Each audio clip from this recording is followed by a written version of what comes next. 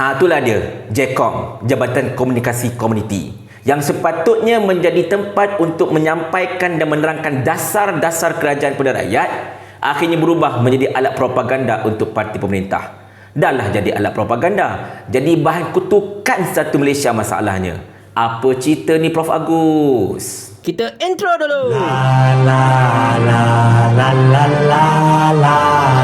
Assalamualaikum warahmatullahi. Rasanya anda memang sudah sedia maklum akan satu infografik yang telah diterbitkan oleh JKOM, iaitu satu infografik berkenaan dengan berapakah jumlah perbelanjaan sebuah keluarga pada ketika zaman kerajaan Madani ini. Konon-kononnya nak bandinglah belanja ketika zaman Madani ini lagi murah banding belanja zaman Perikatan Nasional dulu. Tak apa, kita tak nak banding benda itu. Kita nak fokus kepada infografik tersebut.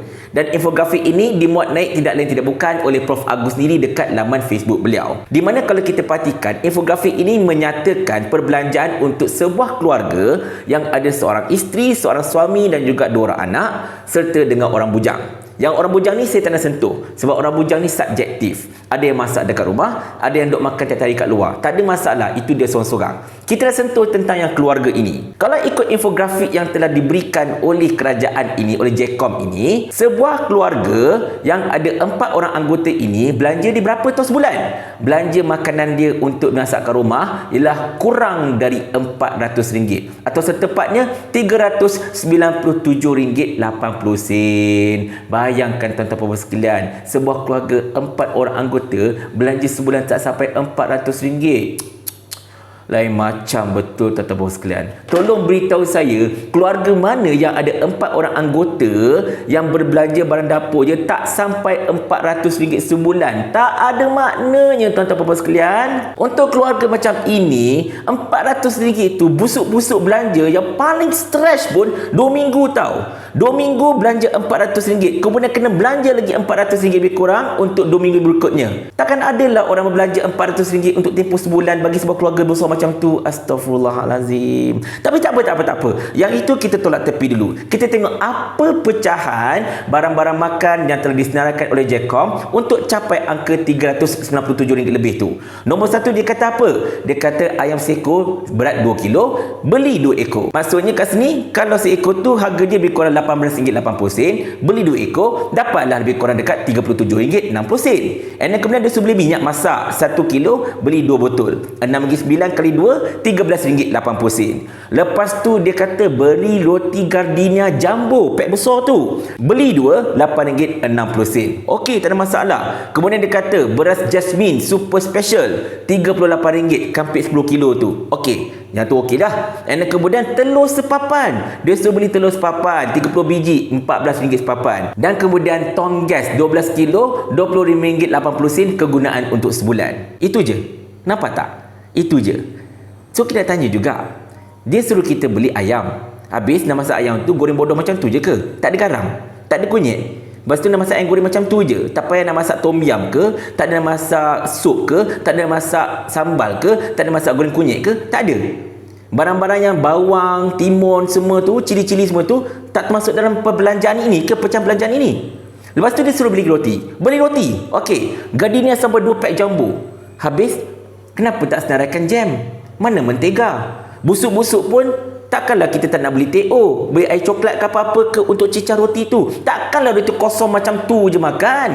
Memanglah iklan Gardenia enak dimakan begitu saja, tapi takkanlah kita nak makan roti kosong bang, agak-agak lah. Lain macam betul korang punya suruh kita jimat masalahnya. Menteri makan sedap-sedap, tapi marahan aku makan roti kosong tu tak ada masalah. And kemudian telur sampai sepapan, sampai 30 biji. Takkan goreng kosong. Garam mana garam? Kicap mana kicap? Semua benda-benda yang essential yang memang ada dalam ni, yang ada dalam bekas ni semua ni, kicap lah, garam lah, sos tiram semua ni, semua langsung tak disenaraikan dalam infografik yang dikeluarkan oleh JKOM ni. Tu kita nak tanya, orang yang buat senarai JKOM ni, yang senarai infografik ni, dia ni pernah masak ke tak? Dia pernah pergi kedai ke tak? Dia tahu makan ke tak masalahnya? Ke tahu nganga je? Sebab dia punya senaraian tu macam langsung tak logik, tidak menepati apa yang berlaku dekat bawahan, dan yang paling utama sekali, tak macam manusia biasa. Itu belum saya cerita tentang bahawa sekalian. Takkanlah tiap-tiap bulan nak makan ayam telur. Habis orang kita tak nak makan ikan ke? Tak nak makan daging? Tak nak makan udang? Tak nak makan sotong? Sekali-sekali kita nak juga makan swasta, makan sotong, makan udang, betul tak? Habis tak kalah marahin asyik kena makan ayam. Lepas tu menteri-menteri, orang kaya-kaya semua makan udang, makan sotong. Mana boleh macam tu bang, tak adil. Dan satu lagi benda yang paling penting. Ni mi segera. Makanan wajib ketika keputusan bekalan dan tak ada duit pada tengah-tengah bulan. Tak masukkan senarai. Orang lagi beli mi segera lah berbanding roti bang. Asal mi segera tak dimasukkan senarai. Sebab tu kita katakan tuan-tuan sekalian, infografik propaganda macam ni adalah satu perkara yang sangat-sangat mengarut dan sepatutnya dihumban jauh-jauh. Tak payah letak lagi lah. Tak payah terbitkan pun. Sebab ianya memalukan dan membangkitkan rasa marah rakyat. Sebab rakyat kat bawah ni akan mempertikaikan benda yang saya cakap ni lah. Engkau buat infografik tapi tidak berpijak di bumi nyata. Dalam infografik ini bertukar. Asal-asalnya harga gas dia letak RM19. Jangan main-main. Sekali bila kena sound dengan netizen, terus bertukar jadi RM25.80. Itulah. Mungkin mereka ini tak buat homework dulu kot sebelum buat apa-apa infografik yang bersifat propaganda macam ni. Dan nasihat kita lah kepada Jcom, kalau nak buat propaganda pun tolong bijak sikit. Jangan sampai kena tiaw dengan rakyat sendiri. Elok-elok anda hendak memberikan satu nilai tambah kepada kerajaan, anda akan menyebabkan rakyat lagi menyampah dengan kerajaan sedia ada. Dahlah rakyat memang takkan bengang kerajaan pada ketika ini dengan harga barang naik yang macam-macam lagi. Tengok-tengok anda buat macam ni, lagi orang menyampah masalahnya. Tolong terima hakikat. Berdasarkan kepada laporan DOSM, memang harga barang pada ketika ini jauh lebih tinggi berbanding dengan tahun lepas. Itu adalah fakta.